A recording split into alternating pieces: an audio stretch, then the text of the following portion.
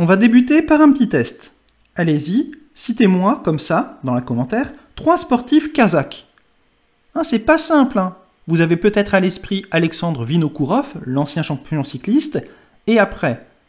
Bon alors, pour rester dans le cyclisme, vous avez peut-être Lutsenko. Si vous êtes fan de tennis sur le circuit ATP, vous avez peut-être à l'esprit Kukushkin, mais derrière, c'est très compliqué. Des footballeurs, vous en avez certainement pas. Personnellement, je n'en avais pas.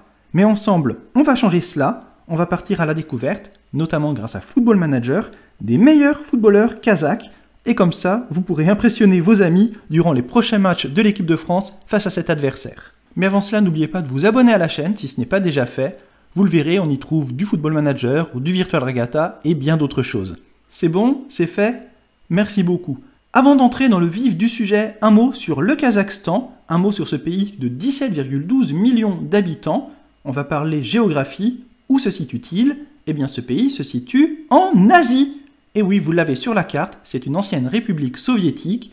Géographiquement, il se trouve en Asie, mais sportivement, il fait partie de la Confédération européenne, de l'UEFA. C'est la raison pour laquelle il rencontrera l'équipe de France dans le cadre des éliminatoires de la Coupe du Monde 2022.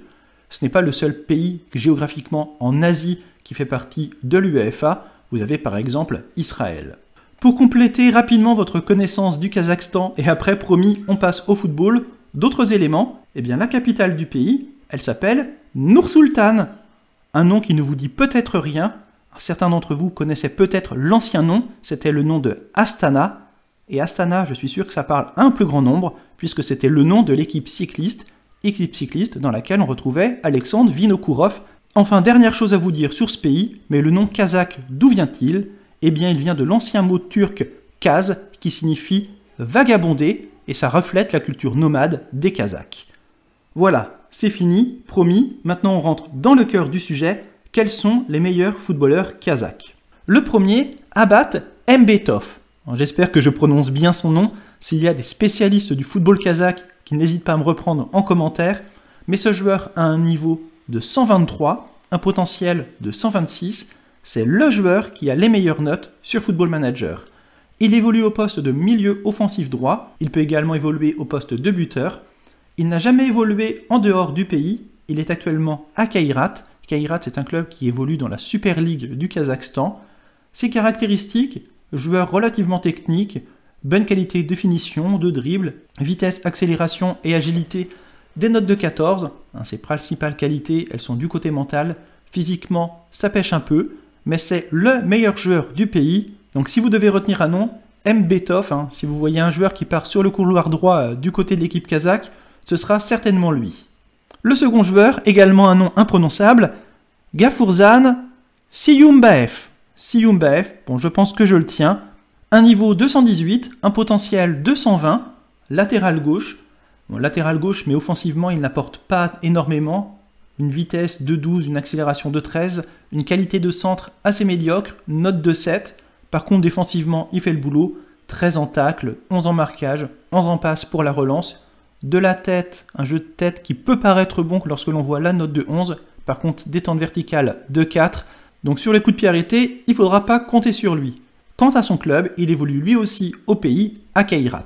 Troisième meilleur joueur, Dmitry Shomko, qui est également latéral gauche. Ah, ça va être compliqué pour les Kazakhs puisqu'ils ont deux de leurs meilleurs joueurs qui évoluent au même poste. Mais bon, il y a un peu de polyvalence, donc ça permettra aux sélectionneurs de s'adapter.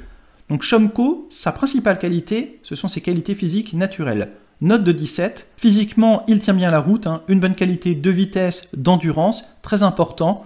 Une meilleure qualité de centre. Donc si on veut jouer offensivement, il vaut mieux compter sur lui. Shomko qui évolue à Astana, là encore, un club kazakh. Pour les autres joueurs, je vous propose de rester sur la liste. Vous avez en troisième position ex-aequo Abzal Beyssebekov, un latéral droit. Vous voyez, les meilleurs joueurs sont défensifs du côté du Kazakhstan. Ça va peut-être pas être si simple que ça de marquer des buts à cette équipe. Là encore, physiquement, c'est correct. Offensivement, il aura du mal à porter, seulement 10 en qualité de centre. Pourtant, il est décrit comme un latéral offensif. À voir, il évolue à Astana. Donc vous voyez pour l'instant les meilleurs joueurs kazakhs qui évoluent au pays. Bon, je vous rassure, je ne vais pas dérouler l'ensemble des joueurs, mais je veux m'attarder sur le cinquième, puisque vous voyez le cinquième, c'est celui qui a le meilleur potentiel. un niveau de 116, un potentiel de 131, le meilleur espoir du football kazakh. Il est âgé de 22 ans, très polyvalent, milieu offensif gauche. Ah oui, son nom, j'ai oublié de le prononcer. Bon allez, je tente. Bakhtiar Seynoutdinov. Bon, c'est pas si difficile que ça à dire. Par contre, ce ne doit pas être simple à retenir, puisque dans le feu de l'action, lorsque l'action, on doit la commenter en direct, gros boulot à faire pour les journalistes dans l'avant-match. Une fiche parfaitement équilibrée, les centres 13, la vitesse 13, l'accélération 12.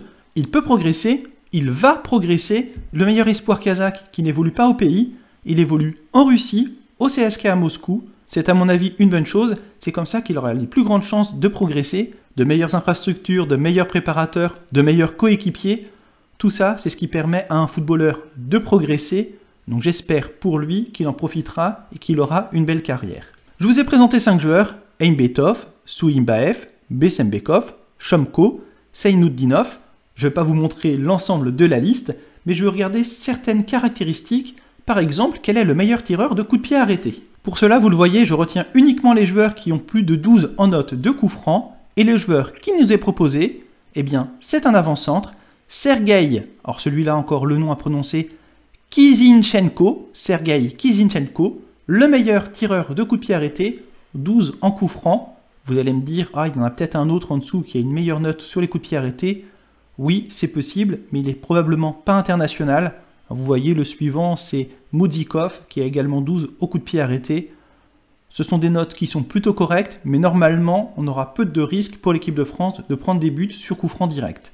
On va jeter un petit coup d'œil maintenant pour la note de corner. Là encore, j'ai retenu uniquement les joueurs qui avaient une note supérieure à 12, et 2 joueurs se présentent à nous. Vous avez notamment Alexander Merkel, le milieu de terrain qui évolue en Arabie Saoudite, à Al Fayasili, un joueur qui a 12 pour tirer les corners, un joueur correct, un joueur qui a sa place au milieu de terrain. Il compte simplement 3 sélections en équipe nationale. Un bon joueur, le meilleur milieu de terrain du Kazakhstan. Mais vous voyez là encore 12 seulement en qualité de tir de coup de pied arrêté. Normalement, l'équipe de France ne sera pas en danger contre le Kazakhstan sur les coups de pied arrêtés. Bon, il suffit que je dise ça et que la France prenne 2 buts sur coup de pied arrêté et vous reviendrez tous me voir sur la vidéo pour me dire « Bouh, t'avais oublié tel joueur !» C'est possible, mais je prends le risque. Et voilà, on termine ici la vidéo. Donc ce ne sont pas des pépites que vous recruterez dans vos parties sur Football Manager, à mon avis, mais lorsque vous regarderez le match de l'équipe de France, si vous entendez parler des noms de Seynoutdinov, de Merkel, de Shomko ou de Aimbetov, eh bien ils vous diront quelque chose. Moi je vous dis au revoir et à bientôt. Salut!